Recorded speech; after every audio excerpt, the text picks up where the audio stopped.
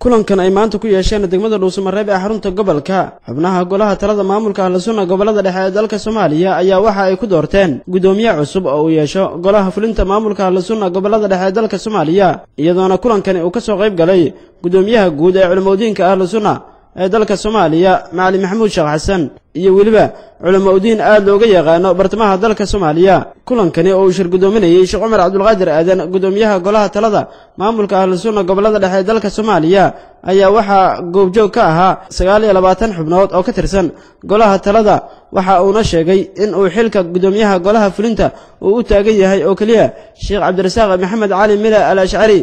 waxaan isugu nimid ilaahay ijaabiya khayr ha nooga dhigo arrin muhiim ah waxaanu rabnaa insha Allah ta'ala in aanu maantay dooranno ilaahayna taala saarano aanuna dooranno hogaamiyaha nagiina hogaamin lahaa gudoomiyaha golaha fulinta musharax waxaa noo ah Sheekh Cabdirasaaq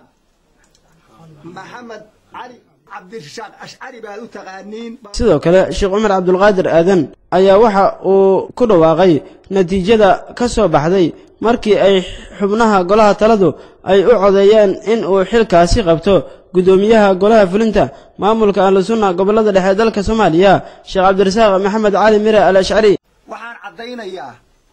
laga bilaabo 8 bishii 9aad 2013 maantay oo aanu joogno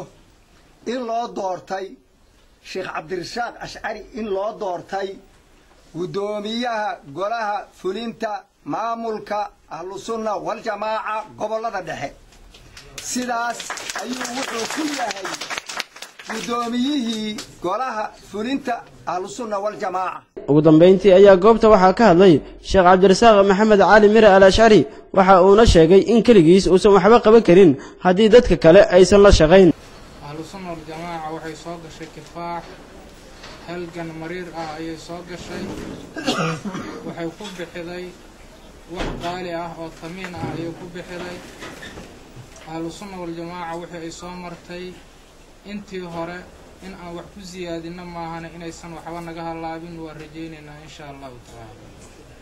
waxay wax noogu socodaan wada tashigiina maskaxdiina garashadiina xuduudiina iyo codkiina waxaan rajaynayaa sida golaha gacanta u wada taagay inuu af iyo adin xuduud iyo calaf awoodda ugu badan ee culimadu yeelanayaan haweenadu yeelanayaan dhammaan dadka arintan ay qusaydo ama dal ha joogaan ama dibad ha joogaan Bashiir Maxamed Salaad Universal TV Dhuusamareeb